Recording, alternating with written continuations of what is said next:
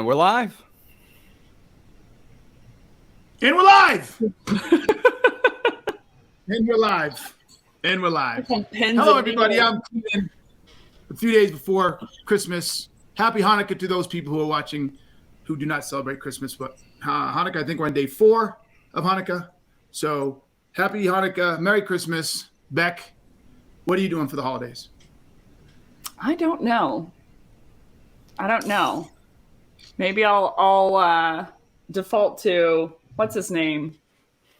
The scientist. The scientist that basically said you can know where you are or you can know where you're going, but you can't know both. Which scientist is that? It's some scientist who said that. It's called a theory. So I know where I am, but I don't know where I'm going. Okay. So what's your favorite Christmas movie, Becc? Oh, this is going to be exposing Love Actually. I love Love Actually. Is Love Actually a Christmas movie? Keenan has not seen it. Yeah, I've seen it. It's not even a Christmas movie. It's a Christmas movie. Of course, it's right around Christmas. It's like everything's about Christmas. In that case, is Home Alone a Christmas movie as well? Home Alone is a Christmas Absolutely. movie. That's a Christmas movie. That's a Christmas movie. Okay. Now, the real question is Die Hard a Christmas movie? Oh, that's 100%. To weigh in, I would have had to have seen it. Okay. Yeah, well. So that's what Beck's plans are for Christmas, is that she's going to watch all the Die Hard movies. Oh, no. Emily in Paris, Saison Toi came out today, so that will be my Christmas plans. Never mind. Season 3 is out today. Happy Emily in Paris Day to all.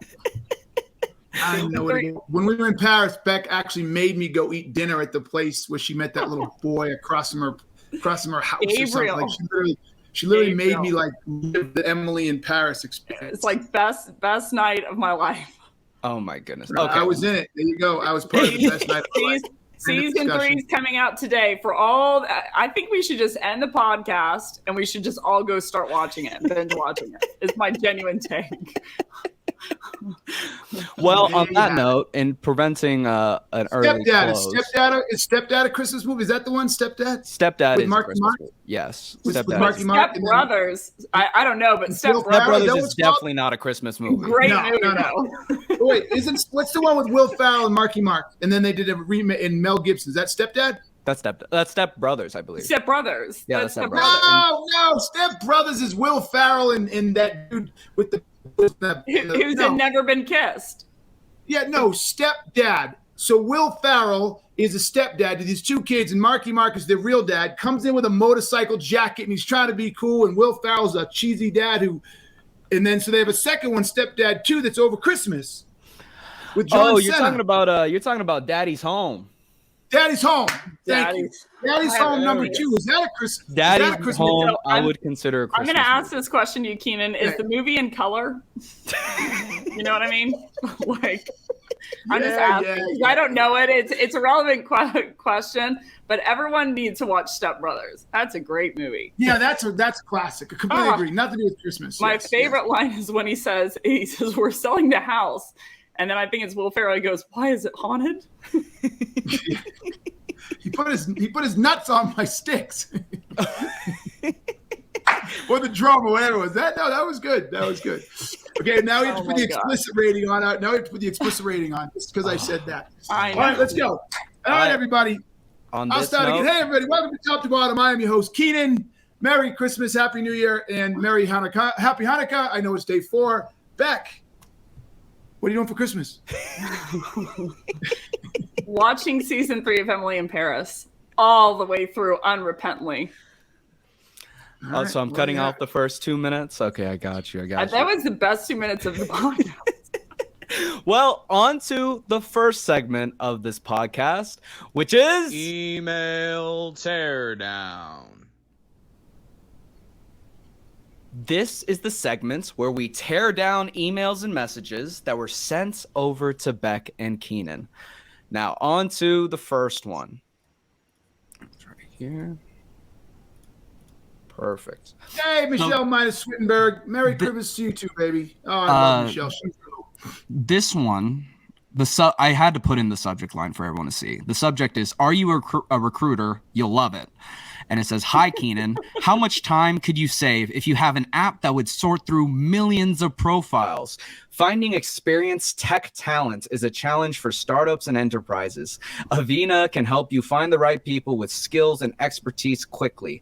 Click here to get started. Best, whoever the project manager was. Keenan, what are your thoughts on this one? I mean, you said it as the producer. You already said it. The subject line says it all. What I really need to do is I need to take this email. I need to be like, call these people because they need us more than we need them. The idea that she knows ahead of time that she could be sending her email to someone who's not a recruiter is baffling to me. Yes, I don't know. I know I have red bars. I have no idea why. I don't know what to tell you. I'm in the same seat on the same computer doing everything. So let Becc answer the question. I'll see if I can close something down and fix it. Becc, what do you think about this email right here? Yeah, so I want to tear into two things, no pun intended. The first thing that I want to tear into is I'm going to leave the recruiter line alone. But the first thing I want to tear into is the self-diagnosis question. They are rampant. In every email I see, self-diagnosis questions that are asking your buyer to envision, diagnose, assess something, quantify something that is your job to quantify. So, she basically says, how much time could it save you if you had an app that went through millions of profiles? How could Keenan even answer that?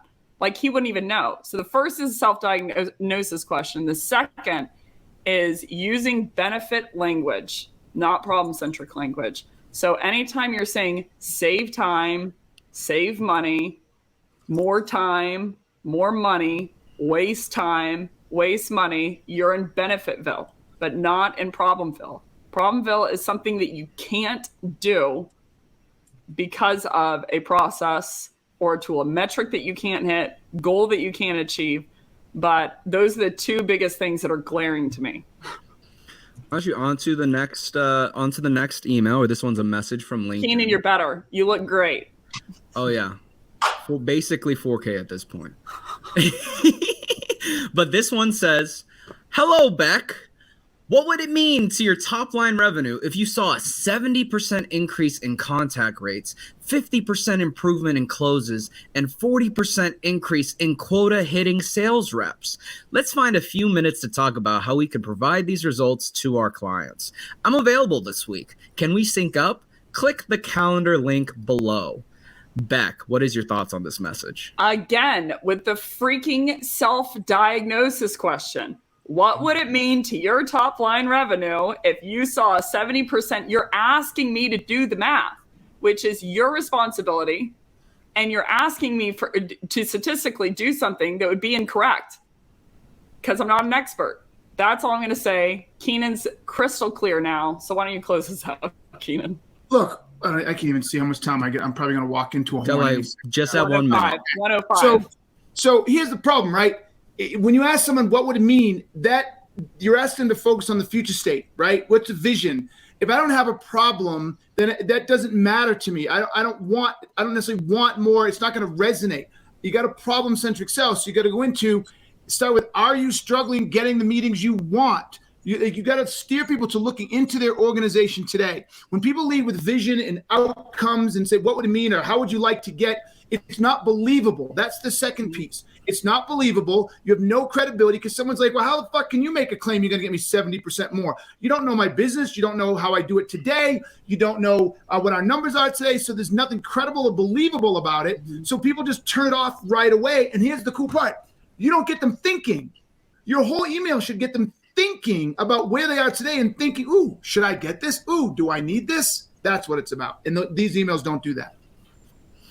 Oh, you came out 3 seconds early.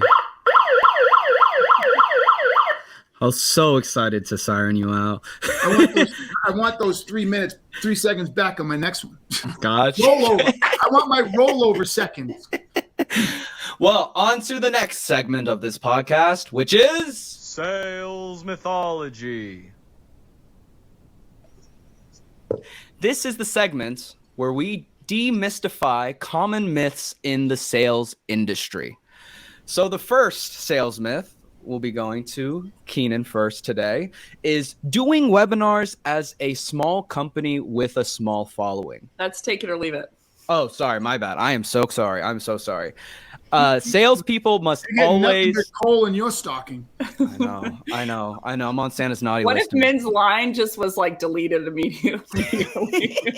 One mistake and you're out. I know. I just get cut off on the podcast. But the first sales myth of today is salespeople must always be professional. Keenan. I want to know the definition of professional. Mm-hmm. So I don't want this to be me. I want to have a conversation with Becc. Becc, what is the definition of professional? Something that someone does like as a full-time to earn wages is how I would define it. We can look it up. No. But the question is, does a salesperson have to be professional? That's a profession. But what does it mean to, because this is a behavior. We're talking about a behavior. What does the behavior of, how are we defining the behavior of professional? Well, I didn't come up with this myth, but I'm assuming what it means is that salespeople always have to be super like rigid or buttoned up. Min, is that fair? I think that's fair. What about you, Keenan? What do you think? So I don't know the definition of professional. So what I'll do here is I'll say this. My definition of professional is that you don't call people names, mm-hmm. that you are your authentic self. Mm-hmm. Right? That you go out of your way to make a difference. You make sure the basics. You do what you say you're gonna do. Mm-hmm. So if you say you're gonna be somewhere at a certain time, you're there on a certain time. Mm-hmm. But it doesn't mean to me you wear certain clothes. It doesn't mean you have to wear a suit and tie. It doesn't mean you have to, have a certain haircut or you have to be shaved. It doesn't mean to me that you can't swear. It doesn't mean that you can't be casual. So I really, the answer to me is no.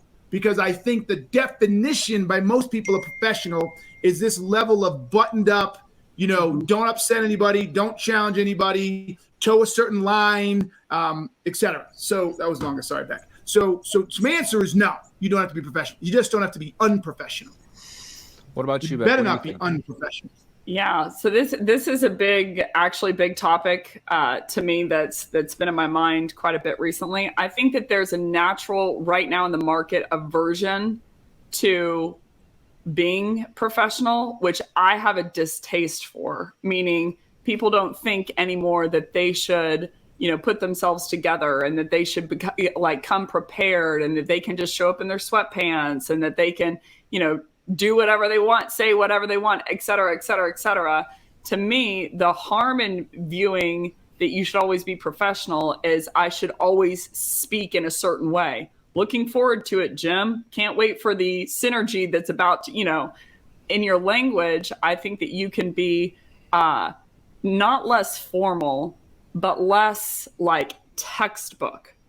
But I always am going to lean towards the side of to show respect to someone else, that you should show up prepared. To Keenan's point, that you should show up on time, that you should at least think about the way that you're dressing and how you're putting yourself together and like how you're coming across as a respect mechanism to the person in the room. So I don't think that this is to me, and this is going to be a big topic and maybe I'm going to go viral for all the wrong reasons, but I hear this whole thing of bring your whole self to work. And I'm like, isn't that the definition of being personal?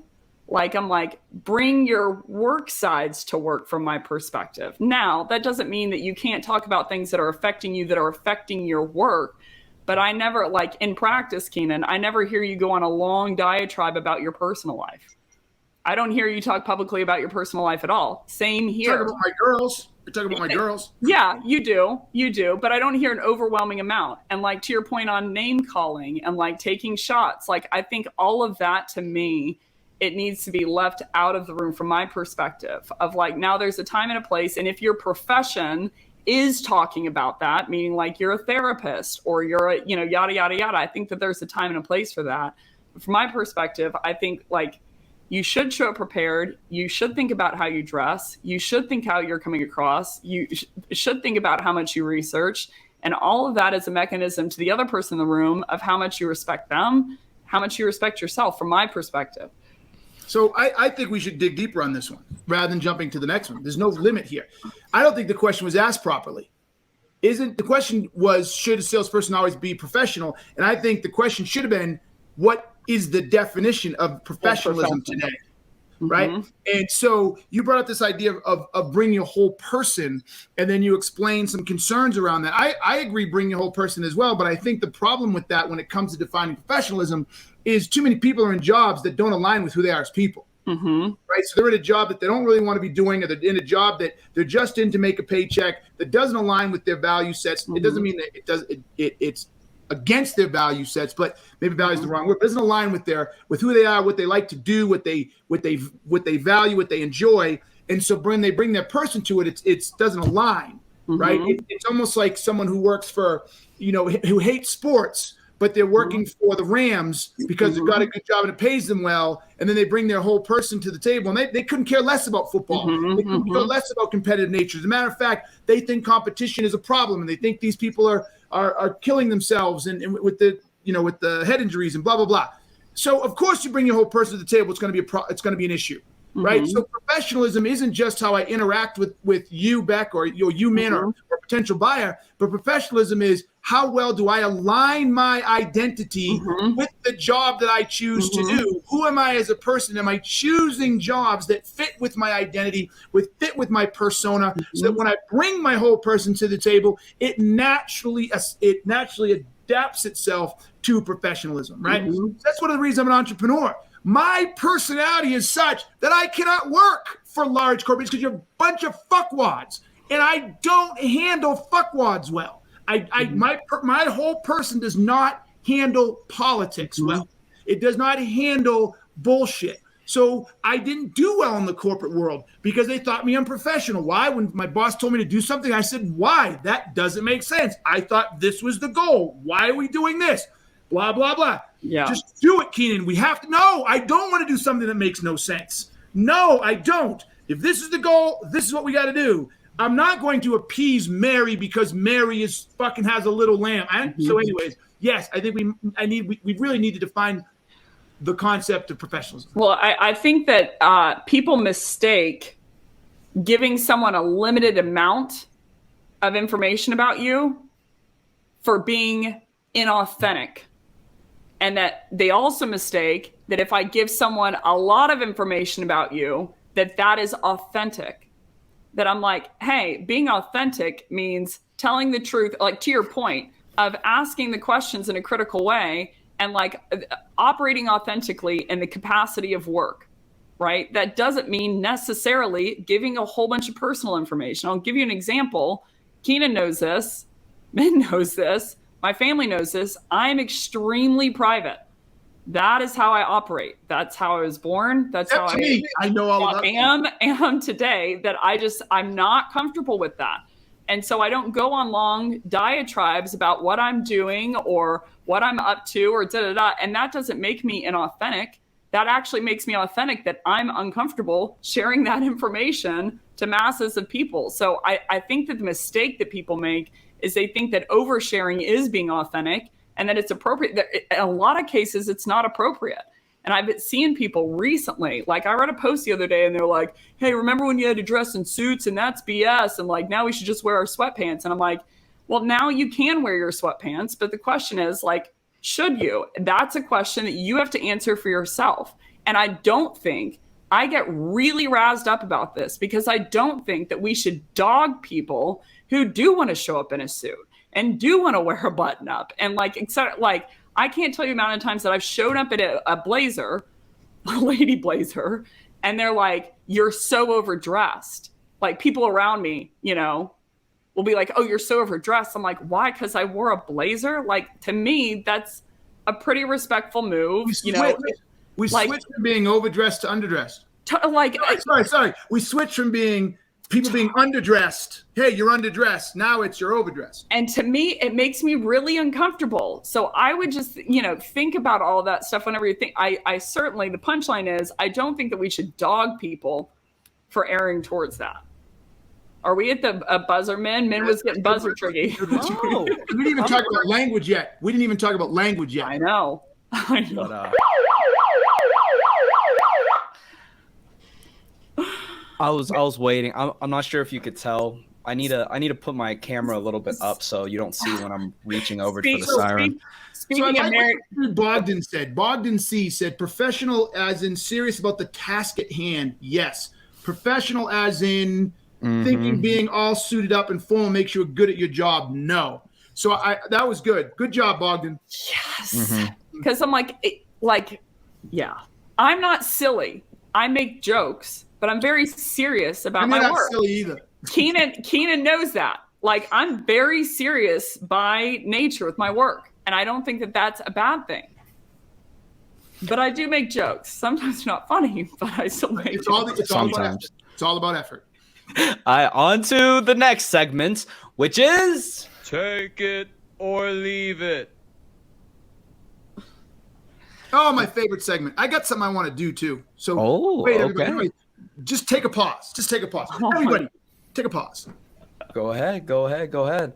I'll just explain this segment, or as it should be. This is the segment where I introduce common sales tactics, and Keenan and Becc let us know whether they would take it or leave it. It's beautiful. The science principle, if anyone was wondering, which I know we weren't, is the Heisenberg principle. It's the uncertainty principle. You can know where you are or where you're going or the momentum, but you can't know both. Well, I know that it's Christmas and I'm going fucking around the world to deliver presents. Okay, I think we should alter this segment just a little bit and call it naughty or nice. So y'all tell me if this segment is naughty or nice. That is awesome. Way to go, Min. That is perfect. Christmas week is lit. Well, the first naughty or nice is doing webinars as a small company with a small following. Becc, naughty or nice? I'll say nice. Yeah, I'd always do webinars. I think, especially as a small company, it's a great way to drive inbound traffic and get a lot of traction before you have a lot of headcount. So I'm going to say absolutely nice. Yeah, I'm going to say nice as well. Look, I don't think you can ever say naughty for creating content. I think too many people get caught up in nobody attends webinars anymore and they're a waste of time, etc. Look, if you overproduce it, it's going to cost you, right? But you don't need to overproduce it. You get a good topic, do it for 30 minutes, invite a bunch of people. If no one shows up, fine. Then take the content and repurpose it all over the place. So 100% nice. And you're a fool if you think making content any way, shape, or form is naughty. All right, the next one of naughty or nice is the more calls you make, the more sales you make. Keenan, naughty or nice? Because there's no keep-it in this naughty and naughty. I know. I was like nicety. Yeah. Nicety. Not ice. The more calls you make. All right, as a general rule of thumb, and because she pulled out some Heisenberg principle of shit. Heisenberg principle, I'm going to pull out some we all know and love, and that's relativity. So based on relativity, the more calls you make, the more sales you're going to make. So because I can't pick a TVIT, which is fine, I'm going to go with nice. Because if you make shitty messages and you're shitty on the phone and you only make one connection every 100 calls, if you make 200, you're probably going to get 2 calls. You make 400, you're going to get 4. So from that perspective, relativity speaking, always making more calls will always drive you more business. Now, that doesn't mean it's the right approach to get more business, but yes, it's nice. All right, what about you, Becc? Naughty or nice? So what is the definition, or what was it? The more calls you make, the more sales you make, or sales is inherently correlate to activities. Okay, that's a curveball at the end. You can't switch the question. Take out the second half. I'm gonna swing naughty then. Like I within relativity, to Keenan's point. Now, it's nice if it doesn't affect quality. Then of course, if you're gonna make several different gingerbread houses and you're like more the better. But if it starts to impact quality, how much research that you're doing, how much you know the buyer beforehand, that's when it's going to turn naughty. Here's the thing, and then I'm going to be quiet. Most people that I see that advocate for low activity I dig in. I'm like, okay, let's dig into the calls or dig into the emails because you spent so much time on them. They're like, yeah, I want to be personalized. And I dig in and I'm like, this is a template, Brendan. There wasn't research behind it. But generally speaking, I'm going to say naughty, but it shouldn't be something that people hide behind. Gotcha. And the last naughty or nice for today is you'll close more deals with more social proof. So testimonials, raving reviews, etc. Becc, naughty or nice? I'm going to say social proof to the masses, naughty. I don't think so. I don't think that. I think, but social proof, if it's someone that they know peer to peer, that's going to be the strongest way to drive business.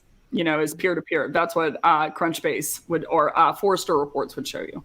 Is that peer to peer is going to be the strongest. So it's not ice. Sorry, Keenan. Hi, what about you, Keenan? Naughty or nice? Naughty, nice. What? Social proof. Yeah, you close more deals. You won't close more business with social proof. You'll get more leads with social proof. So I will say, as questioned, it is very much a nice. The more people, bottom line, the more people that know you, the more people will connect with you. That was your 3-second rollover, Keenan, from last. Get my minutes rolled over. Ho, ho, ho, ho, ho, ho. Merry Christmas. Now on to the next segment, which is the inbox. My favorite segment. Yeah, this is. I mean, you got Santa's letters, man. It should have been called Santa's letters today. I know. And we can just play this whole thing all the way out. I think I'm the elf, though. Yeah, you are. Totally, you're an elf. Well, this is the segment where Becc and Keenan answer questions from our audience. Now, we got a really good active audience today. I like this audience today. They're getting engaged. They're asking questions. They're participating. That's good. Good audience today. They need whose hat do you like better, Keenan's or mine? And if it's only come into the chat if it's mine. Yeah, you just pull an Elon Musk, and she's not going to like the answer. If we have a little bit of time. Whose hat do you like better? Yeah, goodness gracious. If we have a little bit of time, I see some of the comments or questions. I'll bring them up if we have any time after these. I'm wondering if we should switch platforms to the one that shows the comments in the. I know, because I can't see them. I'm not necessarily married to this platform. Sorry, Social Live, but anyways. Hey, you might see a brand new platform come 2023. This question is from Andrew Batista from Austin, Texas. Hi, Becc and Keenan. Love the podcast. I was just wondering what you guys look for when hiring people, whether sales reps or just people in general. Keep doing what you're doing. Keenan, why don't you start us off with this one? Oh, my God. I'm a sucker. So I look for people who've had life experience. First and foremost, I want someone – one of the questions I ask in an interview is, tell me about a time in life that you were in serious trouble, had a huge problem, were stuck in something, and how did you get out of it? And if they don't have a good answer, I'm not inclined to hire them. Now, as much as I like that, I got to get better at looking at a few other things. So I found a couple of people who really turned their lives around and showed that temerity to persevere and have drive, but it didn't translate into the job. And to this day, I'm still trying to figure that out, right?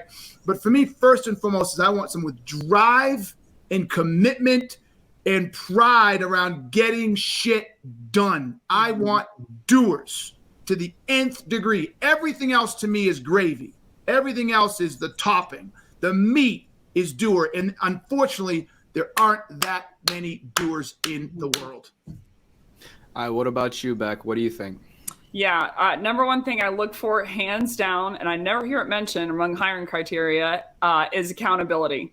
Are they accountable to their failures, and are they accountable for their own success? That's the main driver. Now, to Keenan's credit, life experience and background oftentimes are a root cause to accountability. So you'll see that pop up, because of life experience. But accountability, and the other one that I don't hear mentioned very often, but that I look for, I think accountability is the rarest. So that's what I look for first. But the second, by far, is acumen. Mm-hmm. Like, how quickly can you pick concepts up and execute? So it's the first half is, will they execute? The second half is, can they, kind of thing. Mm-hmm. Those are my two. Okay. On to They're hard the next. to test for, aren't they, Becc? They're hard to test for. Yeah, they are. All right, well, on to the next question. This one's from Lily Grice from Raleigh, North Carolina. She asks, what do I do with sales reps who have hit quota early, then slack off the rest of the quarter? Should I just leave them be or push them to exceed quota and actually do work the rest of the quarter? Becc, why don't you start us off on this one? I would say it depends on if they hit truly early or they're pacing really well early. A lot of times, at least in my experience, you get to like 90 on day 3, and then you sandbag it the whole month, and then you're stuck at day 28, and you're like, crap, I didn't hit that last 10%, and it's too late to do something about it. My general opinion, everyone's going to hate me, but sales reps are going to love me. I'm like, you set the quota, and they're past it, so unless they have a problem that they can't solve, that they want to solve, which would be like comp, some kind of mortgage at home, blah, blah, like, they're past quota, so there's going to be a natural, usually, deceleration. Now, I try to hire the kind of people who wouldn't do that, but, you know, I'd say Merry Christmas. Go do your thing.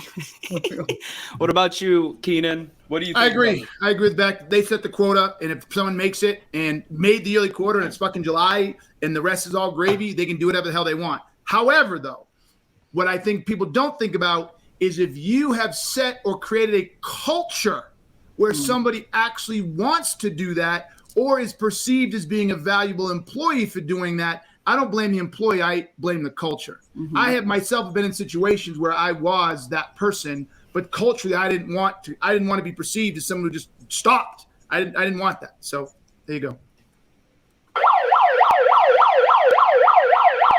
I was the opposite in my 20s. I like hit quote. I'm like, bye. I just piled on. Like I hit it within like 10 or 15 hours. And early, I had to get kicked in the teeth, but you know, in my early on my career. But I'm like, dude, I'm past quota. I spent 5% of my time smearing in everyone else's face, and then the rest of the time out with my friends. See, but I want to see if you and I worked together at the same time, although you were 100 years younger than me.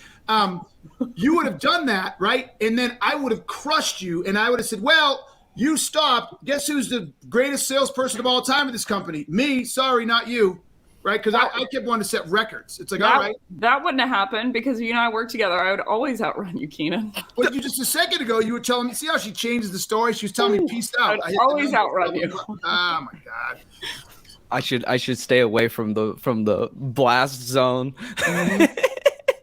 Well, on to the next segment of this podcast, which is the challenge. The challenge. The challenge. It looks like the Grinch. The challenge. Well, this is the segment where Keenan and Becc break down a challenging subject within the sales industry. And today's challenge is what to do when your prospects don't know, or even worse, won't give you the data that you need in discovery. Becc, why don't you start us off? Damn it, man. When the finger comes up, I'm sorry. I was starting it off, and then I see the little lag of you pulling the finger up. Oh, I'm so sorry. Becc, don't let her manipulate you. You just stick. You are the producer. No, he doesn't want you to manipulate him, so he can. Nope. Whole time. No, we got a plan. Stick to the plan. Okay, so what to do? I think those are two different use cases. When they don't know it, and when they won't give it to you. If they won't give it to you, in my experience, I want to go into preventative first. When they won't give it to you, apart from NDA stuff, sometimes they can't at enterprise level, because of NDA. And so I try to do like a relative speaking game in terms of percentages. If like I'm going quota, I'm like, okay, hypothetically, where's the quota? But I'm always going to plug for the information of if they won't give it to me, usually it's because they see me as a sales rep. They see me as someone who's not on their team. And so they don't want to give up all that information because they're scared I can leverage it against them, number one. Or number two, they're scared that I can hold my price point because I know how big the gap is. So I think from a preventative perspective, if they understand, at least in my experience, very early on in the conversation, that your questions are geared after diagnosing truly, and they can feel it in the room. When I made that pivot, all of a sudden people realized, just from the qualitative perspective, that I was after helping them. And so they started giving over tons of information when they knew it was like Doctorville. But if they don't know the information, they don't know the information. It's actually a really valuable exercise to make them go find it. I'll give you an example. I'm working with a client and I said, and a lot of these are benign questions. I was like, so how many cold calls are they making per day? I don't know. I said, okay, so can you share your screen and are you comfortable sharing your screen, for your outreach instance? They're like, yeah. They share it. I said, go click on reports, go click on people, hybrid it down to 30 days. And then they uncovered it and they were like, holy crap, it's 4. And I'm like, and I just pause on the line. That's something that they didn't know. So it's not only for me, but it's for them to know some of this data. So in both instances, I'm always going to try and go after that data so I know how to diagnose appropriately. But from a prevention perspective, if they won't hand it over, it's usually because you're being too your agenda is to sell them. They can feel that, and so they're choking it back. So my advice would be to pivot to the mindset of diagnosis fill, and they'll feel it as a result, and they'll go on a journey with you to find that data and lobby it up if they do know it. All right, what about you? When did you make the switch? I have made the switch. Becc said, when I made the switch. I already gave you a Christmas present. When did you make the switch, Becc? I already gave you a Christmas present, Keenan. You said it. You said, when I made the switch. So now I'm just asking when it was. October of 2020, roughly, give or take. And how did you know it was then? See what I did there? You see? Yeah, I did. So how did you know that? How did you know that's when the switch happened? Is just, I could feel it in the room qualitatively with my prospects. They started opening up a lot more. That's how I knew. That was really? an indicator. You saw a difference in your prospects. I saw a difference in the conversations, and I also saw a difference in my comfort level in the room because I don't like to manipulate. I don't like it even if I did, I don't like myself afterwards. And so it made me feel a lot more comfortable on cold calls. Honestly, I know we have 5.5 minutes left, so I'm going to take 30 more seconds. Being a sales trainer, being an SDR trainer, you're at point blank range to some degree for your discovery and your cold calls and the emails that you send, because people are very fairly metricing you on, do they embody the principles that they say? How quality do I think this cold call is? How quality do I think this email is? How quality do I think this discovery is?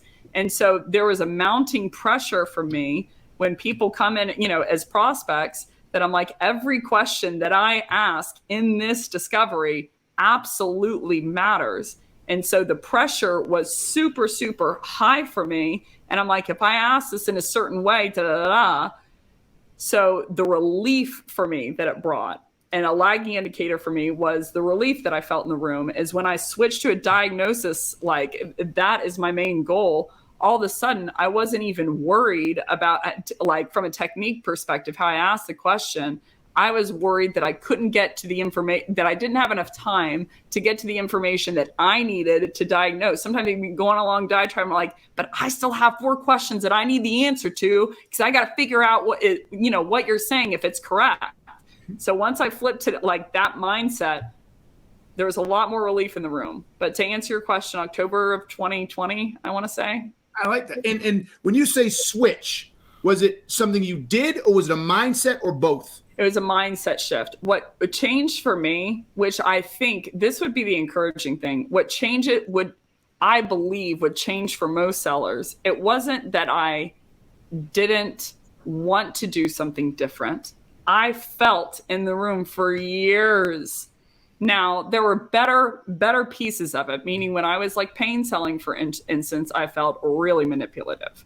That's why I almost quit sales. Then when I pivoted to, let's be personal, or let's have empathy, I'm like, it's still manipulative. You're showing people your personal traits or being vulnerable to get them to like you, to get you to buy, or complimenting them of like, you inspire me, da-da-da. Like, it still felt manipulative. But when I pivoted, it was a pivot of, I didn't know there was another option. Because to your point, I'm very serious.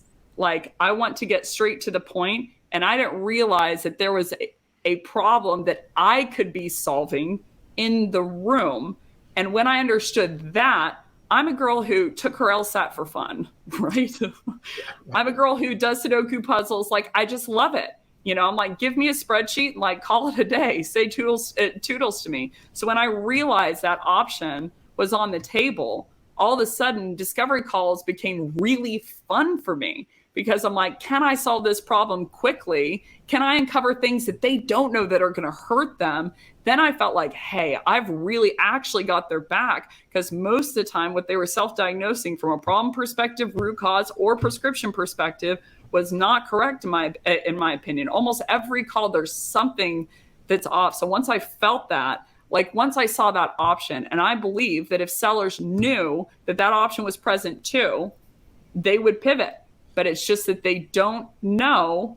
Like, an example is today, I was training a team. They were basically like, hey, they ask a couple of questions, but they don't ask questions, dig deeper. And they're like, and we believe that they're not confident. I'm like, well, what are the questions that they're asking on these cold calls? Do you have a current provider? You know, yeah. Do you have a current provider? And is there any ongoing initiative to basically buy for this? And then they puddle out from there, and they're like, and they don't have confidence. I'm like, can I just be real with y'all for a second? They shouldn't. They shouldn't, with this line of like, their body's telling them you shouldn't be confident because you don't have your buyer's back. Now, if you had the mindset and agenda of like, I want to find problems that they don't know about to help them, confidence, is it your confidence to close them and manipulate them? That one they should question. Or is it confidence that they can find a problem, or that confidence that there are problems that the buyer doesn't know about? Once I flipped to that, I'm like, throw confidence out the window. And I'm like, every call became like, how can I solve this puzzle? How can I solve this problem? Like, my sister has to intubate in 30 seconds. Otherwise, someone might die. That's her job.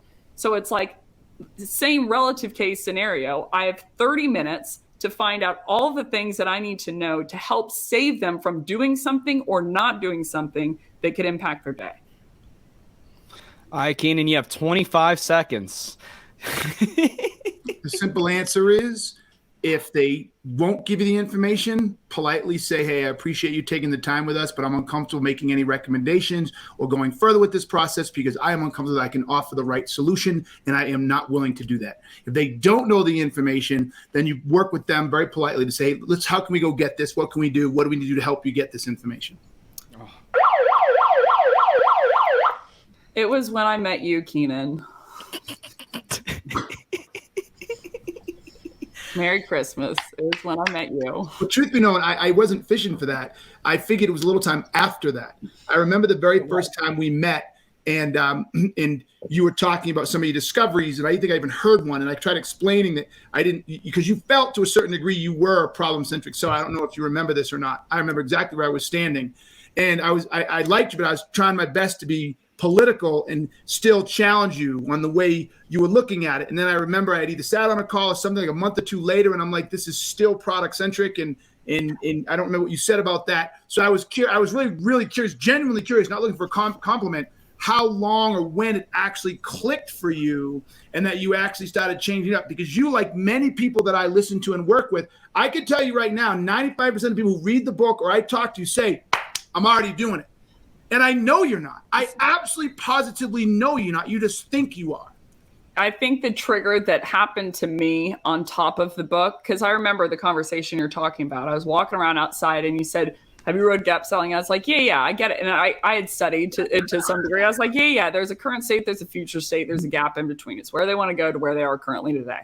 And you're like, yeah, it sounds simple, but like, da-da-da. Yeah. And the thing that changed for me, that might change for a lot of people on the line, if you are someone who it's ingrained in you to help, or it's ingrained in you to innate, like, help prevent people from making a mistake that they would know is a mistake.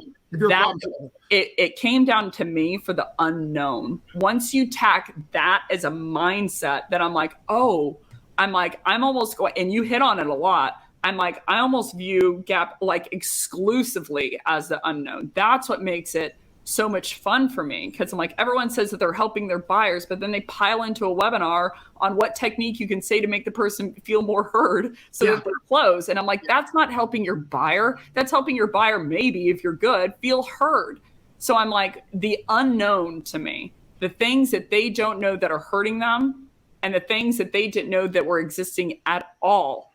Like, those are the two buckets that help me love it, you know, like love it as a framework of like, okay, I am actually helping my buyer. And like 30-40% of the time, that means me turning them down because what they gave as a solution was SDR training services. And I'm like, that's not what you need. That's not what you need. So once that component, all of the ethics of selling were relieved for me of like, awesome. It's actually extremely ethical to sell, dependent on how you do it. 99.9% repeating aren't viewing it that way, you know. So anywho, that was the shift that helped me love being like good at selling, because I'm like, good is diagnosing. So I'm like, if I'm good at manipulating and good at pain and good at all that crap, I was good. That's why I almost quit. It's because people bought because of who I was. And I freaking hated that, because I'm like, that's awful.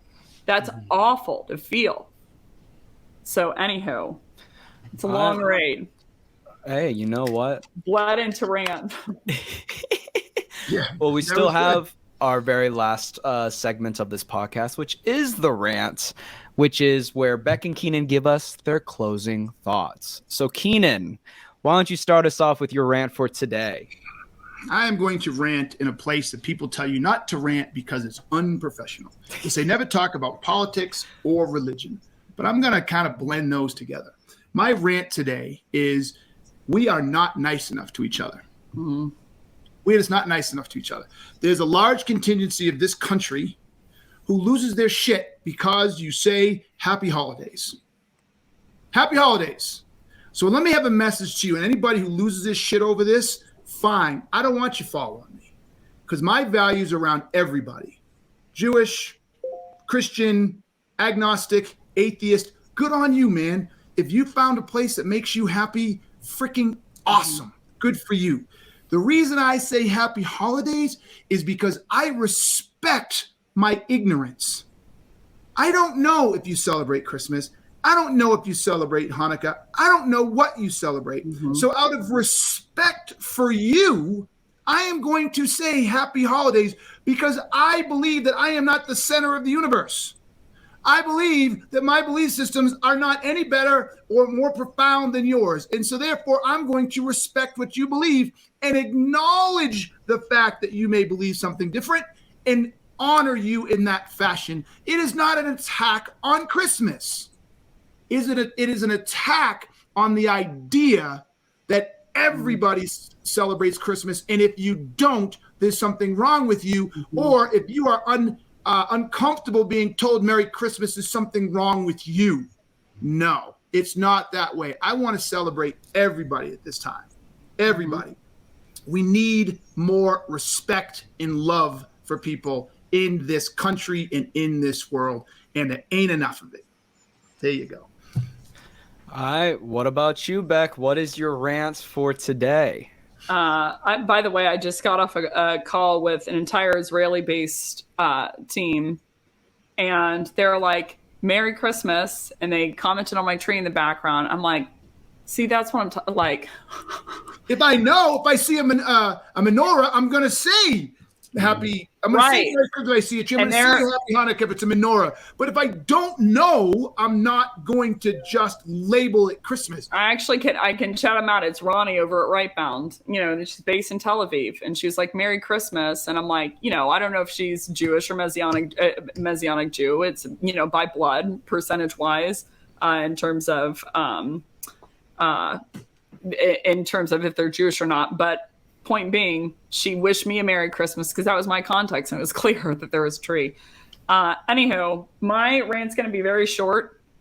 And to Keenan's kind of point earlier, I'm trying to be really respectful here as much as I can. And I really mean that. I almost want to call this like guru guillotine. I've been seeing so much advice, and I'm going to put the agenda aside. Maybe they just don't know, but it's hard for me to watch. I saw basically a guide of 7 questions to ask your prospects that will make them close themselves. And I'm like, oh, here we are. And I'm going to read all these questions to you very quickly and then we'll end. But every one of them is a self-diagnosis question that's a technique question that says that it will help you sell better. So number 1, what excited you most about what we covered today? It's going to get brutal, Keenan. Saddle up, Santa. Yeah, right. Number 2, how does this compare to how you're doing it today? Number 3, to what extent do you envision this being useful in your situation? Number 4, how do you envision your team using this? Number 5, to what extent do you see this solving your business problem? Insert business problem. Number 6, it seems like this really resonated. Can you help me better understand why it resonated with you? And number 7, it seems like this didn't resonate as much as I thought it would. Where did I miss the mark? And let's put all this aside. It's manipulative technique. And it's asking intentionally the buyer to self-diagnose. And we have to stop. We have to stop doing that to our buyers. We need to gain the expertise as sellers. They think we're manipulative and sleazy. We need to prove them through our character and our work ethic and our understanding of their situation that they're wrong. And I think that they would welcome that. So that's my rant. No more self-diagnosis questions for anyone. Can I add one piece of that lovely rant? Yes. It also broadcasts. Okay, I'll go with that. There's another word I was looking for. It actually also broadcasts the fact that you literally don't know anything about the organization, and so it calls into question why you're even recommending this. If you say something like, did this hit the mark? You should know if it hit the mark. Right. Literally, if I told you that I'm bleeding profusely and I did it this way and I hit it in rust and all that, and I say, okay, I'm going to stitch it up and then take a tetanus shot, I know that landed. I know that because I know how big the wound is and I know it was a rusty nail. I know. So I don't have to ask the question, does it seem like it would? So totally. Every one of those questions, it basically tells the buyer, and Mr. Salesperson, whoever wrote this, it's probably a dude. Guru. Mr. Guru. We should call it Guru Guillotine. Guru Guillotine, right? Or Guru Bradley, or whatever the guy you like, right? You basically just told the buyer you have absolutely no clue what's going on in their organization. Mm-hmm. And yet here you are trying to get them to buy. It's embarrassing. Great rant, Becc. Great rant. All right, so with that, I'm Keenan. You've been watching Top to Bottom. And I am Becc. See you next week.